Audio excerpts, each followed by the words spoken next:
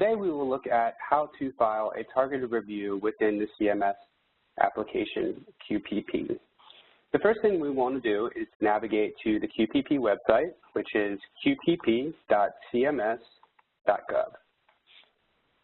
Once we navigate here, we're going to go to the sign in. We can see that once we get to the sign in, I have to enter in my EIDM, user ID, and credentials. If you do not have an EIDM account, you can navigate to the CMS Enterprise Portal to register for an EIDM account. You need to enter my user ID as well as my EIDM password.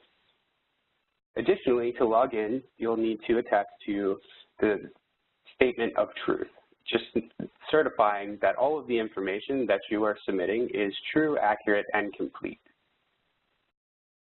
After I click here, I'm going to click the sign in button, which will take me over to the page where I will get my multi-factor authentication code. This will either come via a text message or a phone call, depending on how you registered within the EIDM application.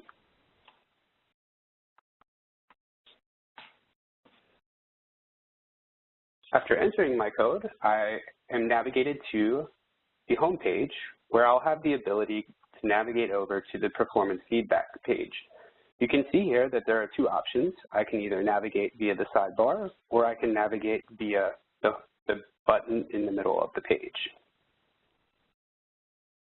After clicking on the page, you can see that I'm navigated over to my performance feedback. To file the targeted review, we can scroll to the bottom of the page where we see that there's information on a targeted review.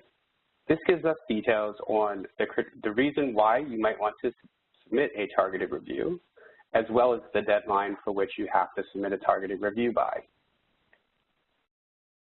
To request a targeted review, we can click on the link, which will navigate us over to the ServiceNow portal. My colleague will walk you through in detail how to complete your application for your targeted review. After logging in and being directed to the QPP portal and landing at the ServiceNow targeted review application, the first question to answer is, how did you report for 2017? This dropdown, you would select MIPS individual, MIPS group, APM individual, APM group, APM entity, or unknown. For this demonstration, I'll be going through a MIPS individual submission. The first field that I want to populate will be clinician MPI. This will auto-populate the data for the clinician first name, clinician last name, clinician type, and the group practice name. This dropdown is all the associated practices for the clinician and forces me to make a selection, be it one of the populated options or group not listed. The second section is submitter information. The submitter first name, submitter last name, relationship to the clinician,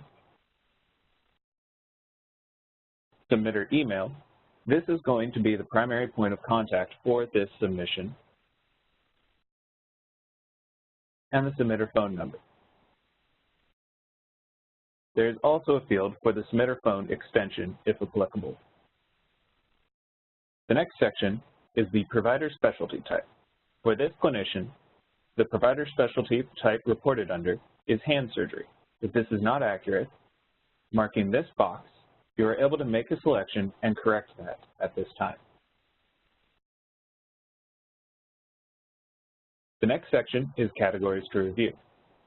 This section is to highlight any specific categories you would like CMS to review.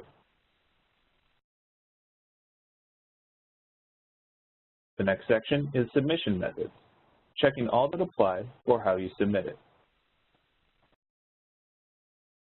Area for a third-party submitter information. And if you participated in Pick Your Pace, those options are here. The next section is your reason for targeted review. Here there are 5 sections: submission issues, eligibility and special status issues, measure activity issues, general issues, and extreme and uncontrollable circumstances. Marking the yes box requires that you provide additional detail to this specific issue. Same for eligibility and special status.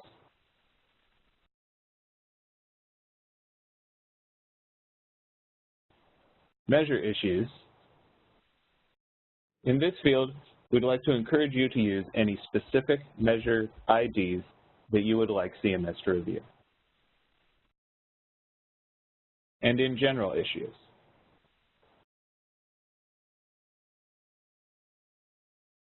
Extreme and uncontrollable circumstances, if applicable, marking the yes, you're required to fill out more information about the circumstance. Be the circumstance description, state of practice affected, zip code, start and end date of the circumstance. The next section is additional information. Here you will supply any additional information you think may be applicable to your targeted review application or an associated help desk ticket. The next section is a certification statement. After reading the general notice, clicking the confirm box, the date is auto-populated for your submission, and you provide a digital signature. Once all these steps are complete, clicking the Submit button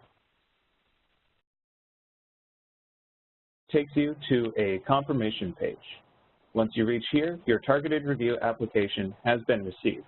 You should receive an email confirming that with your targeted review number and any contact information you needed.